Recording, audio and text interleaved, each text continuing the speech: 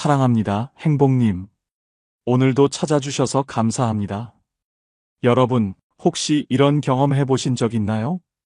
친절하게 대해줬더니 상대가 나를 쉽게 보거나 오히려 내가 더 손해를 본 것 같은 느낌. 반대로 아무렇지 않게 행동했더니 오히려 상대가 나를 더 신경 쓰고 존중하는 태도로 변했던 적 말입니다. 이게 왜 그런 걸까요? 친절은 미덕이라고 배웠는데 왜 현실에서는 친절이 때로는 독이 되고 무심한 태도가 오히려 이득이 될까요? 사실 여기에는 우리가 놓치기 쉬운 아주 중요한 심리의 법칙이 숨어 있습니다. 오늘은 이 법칙을 통해 친절하면 깔보고 무심하면 존중받는 이유를 속 시원히 풀어드리겠습니다. 끝까지 함께 하시면 여러분도 사람을 대하는 새로운 기준을 얻게 되실 겁니다. 지금 바로 시작합니다. 첫 번째, 사람은 친절하면 더 큰 친절을 바랍니다. 영희 씨는 동네에서 마음씨 좋기로 소문난 사람이었습니다. 새로 이사온 미정 씨가 인사를 왔을 때도 영희 씨는 활짝 웃으며 반갑게 맞아줬죠. 아이고, 이사 오느라 고생 많으셨죠? 이건 제가 직접 담근 김치인데 드셔보세요. 혹시 불편한 거 있으시면 언제든 말씀하시고요. 미정 씨는 감동한 듯 고개를 연신 끄덕이며 말했습니다. 와, 언니 너무 따뜻하시네요. 덕분에 낯선 동네에서 적응하기가 한결 편할 것 같아요. 그렇게 몇 번 얼굴을 마주하다 보니 두 사람은 더 가까워졌습니다. 자연스레 부탁도 하나둘 늘어나기 시작했죠. 언니, 저 잠깐 장 보러 나가야 하는데 둘째 좀 봐주실 수 있을까요? 금방 다녀올게요. 영희 씨는 바쁜 와중에도 얼른 다녀오세요. 라며 흔쾌히 아이를 맡아줬습니다. 문제는 그 다음부터였습니다. 언니, 이번엔 첫째 학원 픽업 좀 대신 해주시면 안 될까요? 제가 일이 좀 생겨서요. 언니, 혹시 주말에 애들 데리고 놀러 가실 때 우리 큰애도 좀 같이 데려가 주시면. 영희 씨는 할 수 있는 선에서 최선을 다해 도왔습니다. 그런데 부탁은 점점 커졌고 어느 날 미정 씨가 전화를 걸어왔습니다. 언니, 이번 주말에 남편이 출장이라 큰애 데리고 외출 좀 하려고 하는데요. 그날 하루만 우리 둘째 좀 맡아주시면 안 될까요?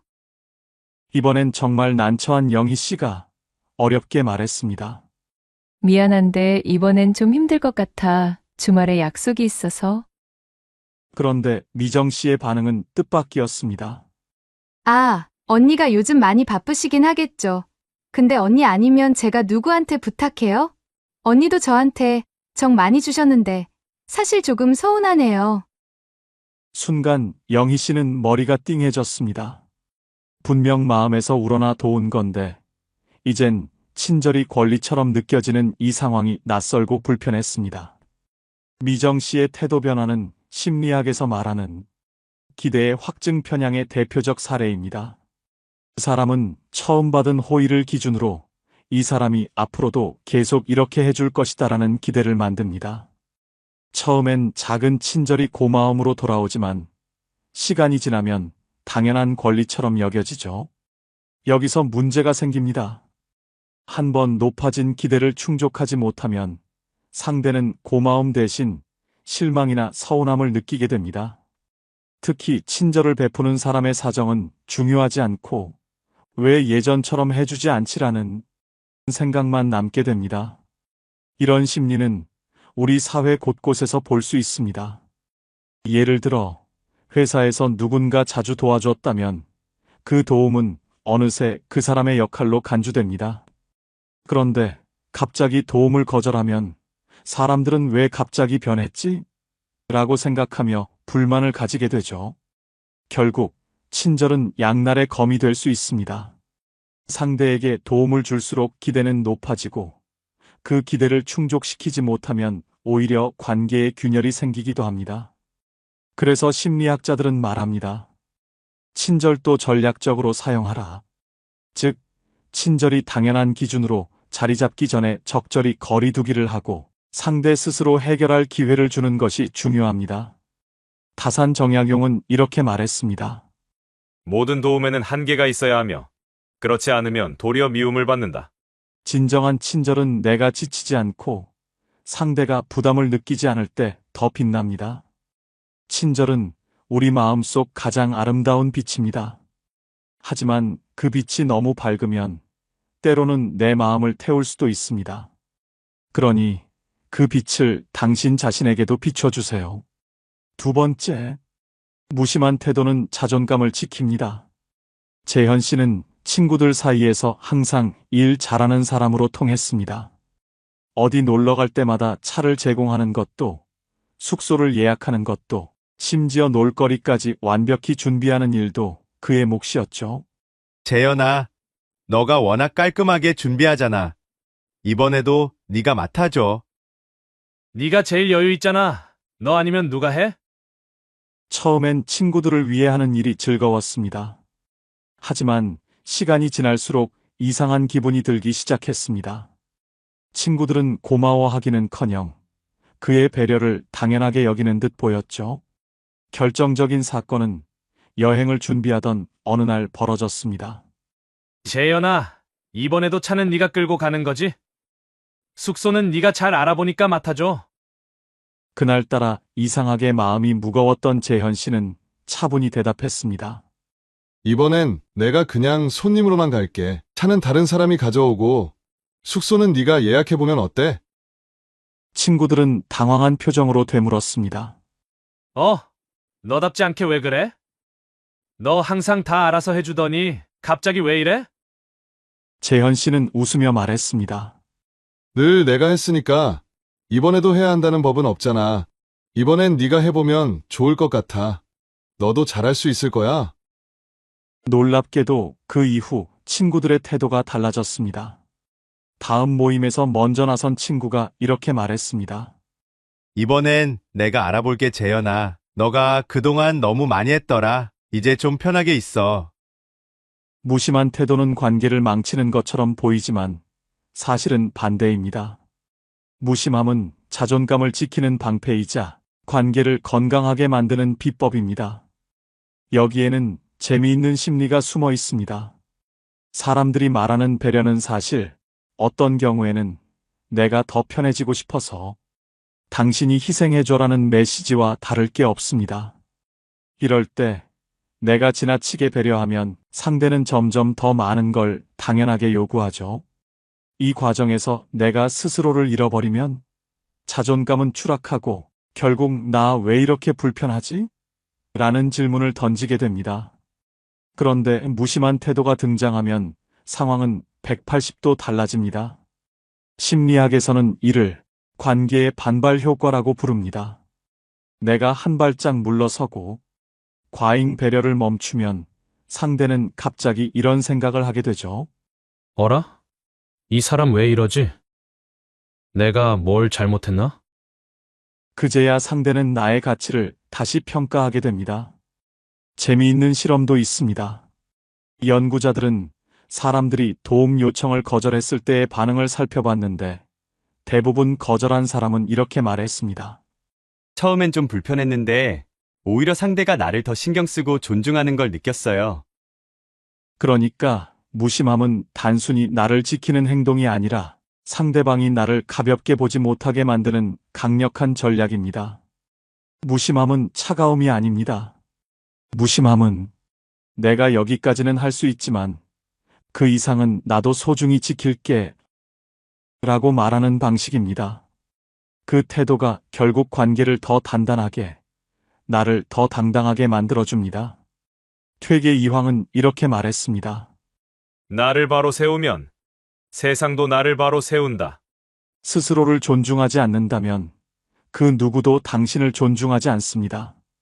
무심함은 우리 마음을 지키는 작은 울타리입니다. 그 울타리가 없으면 우리는 끝없이 주기만 하다가 지쳐버리죠. 여러분, 오늘은 스스로에게 이렇게 말해주세요. 내가 나를 지켜야 세상도 나를 지킨다. 당신의 자존감은 당신을 더 빛나게 만들 것입니다. 그 빛이 여러분을 가장 소중한 곳으로 안내하길 바랍니다. 세 번째, 호의를 아끼면 가치가 올라간다. 은주 씨는 평소에 조금 무뚝뚝하다는 말을 자주 들었습니다. 동네 엄마들 모임에서도 그녀는 늘 조용히 앉아 있다가 할 말만 하고 먼저 자리를 뜨곤 했죠. 은주 씨는 참 깔끔한 사람이야. 근데 좀 어렵지 않아? 사람들은 그녀를 차갑고 무심한 사람으로 여겼습니다. 그런데 어느 날 모임 중 한 엄마가 아이가 아파서 준비를 못하겠다며 하소연하자 은주 씨가 뜻밖의 말을 했습니다. 제가 대신 준비할게요. 이런 건 간단하잖아요. 모두가 놀란 표정으로 되물었습니다. 은주 씨가요? 이런 걸 맡아주신다고요? 정말요? 그날 이후 은주 씨는 약속대로 간단한 간식과 장소를 깔끔히 준비해 왔습니다. 그리고 모임날 그녀가 준비한 음식과 세팅은 완벽했습니다. 와, 은주 씨가 이렇게 정성을 들였다고요? 이건 진짜 대단하네요. 그녀의 작은 호의는 예상치 못한 감동으로 다가왔습니다. 모두가 놀랐고 그녀를 다시 보게 됐죠. 모임이 끝난 뒤 한 엄마가 은주 씨에게 다가와 말했습니다. 사실 제가 은주 씨를 잘 몰랐는데 오늘 너무 놀랐어요. 정말 멋진 분이네요. 앞으로 더 자주 얘기 나눠보고 싶어요. 은주 씨는 미소 지으며 답했습니다. 평소에 자주 하지 않아서 그런가요? 가끔 이런 것도 괜찮네요. 그날 이후 은주 씨는 여전히 무심한 태도를 유지했지만 사람들이 그녀를 대하는 태도는 달라졌습니다. 은주 씨의 이야기는 심리학에서 말하는 희소성의 원칙과 잘 맞닿아 있습니다. 사람들은 흔하게 제공되는 것보다 드물게 제공되는 것을 더 귀하게 여깁니다. 특히 평소에 무심하거나 친절하지 않았던 사람이 베푸는 작은 호의는 특별한 의미가 있는 행동이라는 강렬한 인상을 남깁니다. 우리가 흔히 하는 말이 있죠.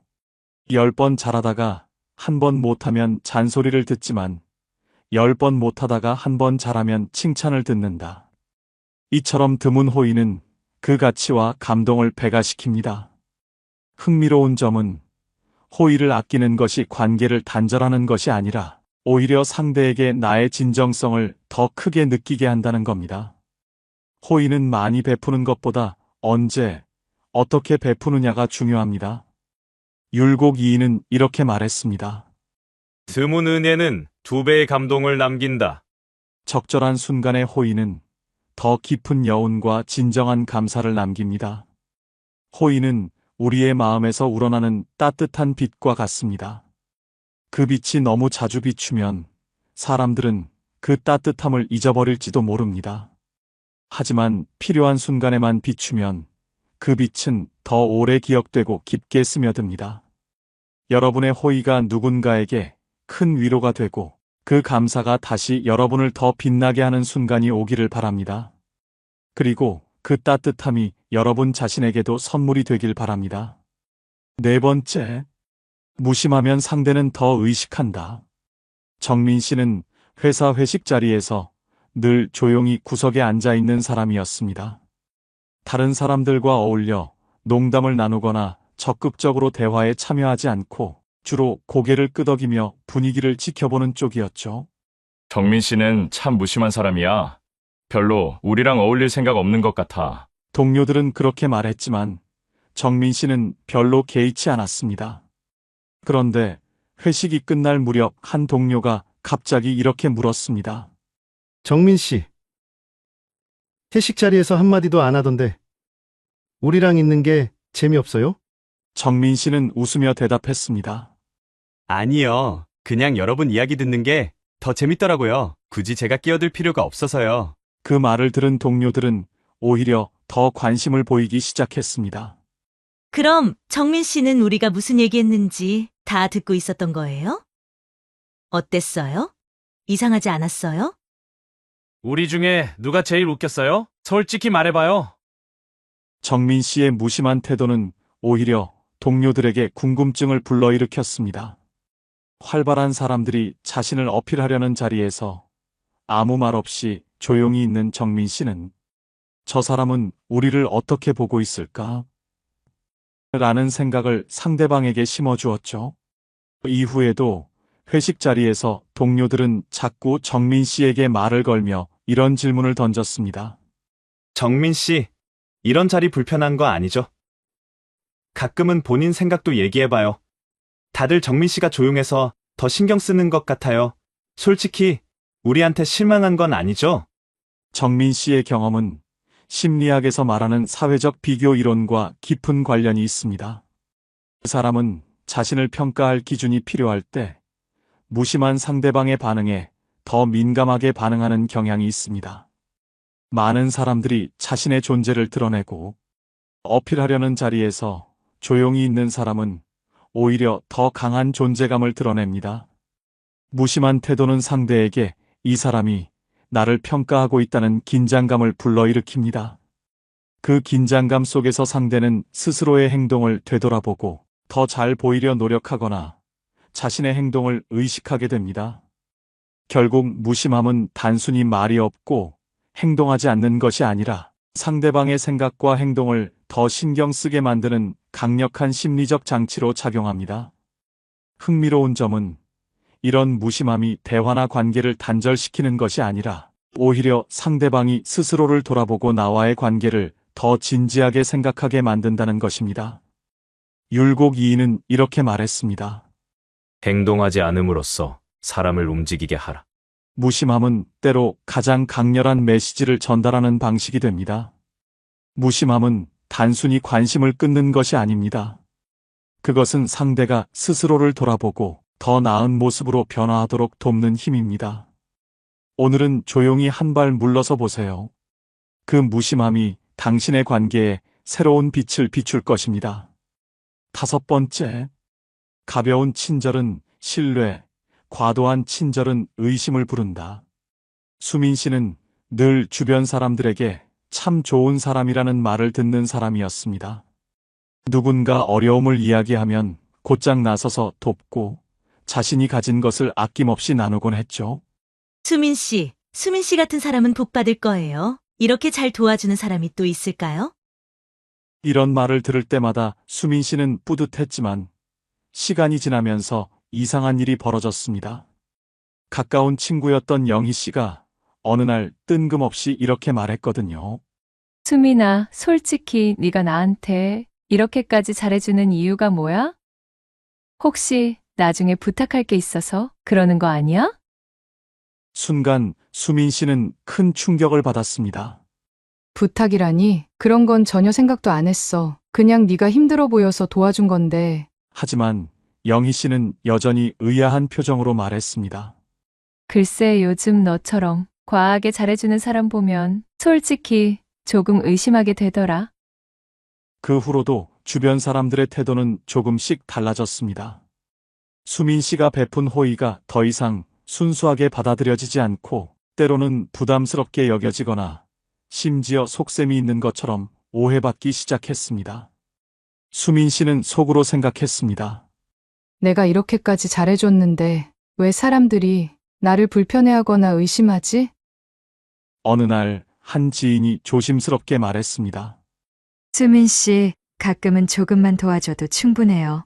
너무 과하게 해주면 우리도 미안하고 때로는 왜 이러는지 의아해지기도 해요. 수민 씨의 경험은 심리학에서 말하는 상호성의 법칙과 관련이 깊습니다. 이 법칙은 사람들이 받는 만큼 돌려주고 싶어 하는 자연스러운 심리를 뜻합니다. 하지만 여기에는 한 가지 중요한 조건이 있습니다. 주고받는 행동이 균형을 이뤄야 한다는 것이죠. 만약 내가 너무 과하게 베풀면 상대는 나도 이렇게까지 보답할 수 있을까? 라는 부담을 느끼기 시작합니다. 이 부담은 때로 의심으로 변하기도 합니다. 이 사람이 왜 이렇게까지 하지? 혹시 뭔가 바라는 게 있어서 그런 건 아닐까? 이런 생각은 내가 아무리 순수한 마음으로 베푼 호의라도 상대가 진심으로 받아들이지 못하게 만듭니다. 흥미로운 점은 작고 가벼운 친절이 오히려 사람들 사이의 신뢰를 더 크게 만든다는 것입니다. 상대가 부담 없이 받아들일 수 있는 적당한 친절은 이 사람은 순수한 의도로 나를 도와주는구나 라는 인상을 심어줍니다. 그래서 심리학자들은 말합니다. 친절은 과하지 않을 때 가장 따뜻하게 느껴진다. 퇴계 이황은 이렇게 말했습니다. 사람의 관계는 정을 나누되 도를 넘지 않음이 근본이다. 진정한 친절은 그 크기가 아니라 적절한 균형에서 나온다는 뜻입니다. 친절은 나누는 마음의 따뜻한 빛입니다. 하지만 그 빛이 너무 강하면 상대는 그 따뜻함을 느끼기보다 눈을 돌릴지도 모릅니다. 작고 가벼운 친절이라도 진심을 담으면 그 따뜻함은 오랫동안 사람들의 마음에 남습니다. 여러분의 친절이 누군가에게 큰 위로가 되고 그 감사가 다시 여러분의 마음을 따뜻하게 비추길 바랍니다. 오늘 우리는 친절은 마음을 따뜻하게 하고 무심함은 관계를 단단하게 만든다는 것을 배웠습니다. 이제는 그 두 가지를 현명하게 섞어 나를 지키면서도 상대를 존중하는 하루를 만들어 보세요. 그 선택이 여러분을 더 빛나게 할 것입니다. 혹시 여러분도 비슷한 상황을 겪으셨다면 댓글로 사연을 나눠주세요. 많은 분들께 큰 도움이 될 것입니다. 이 영상이 필요한 분들께 공유해 주시고 구독과 좋아요로 저를 응원해 주세요. 여러분과의 소중한 연결이 저에게 큰 힘이 됩니다. 오늘도 여러분의 행복을 빕니다. 이상으로 행복 주문서였습니다.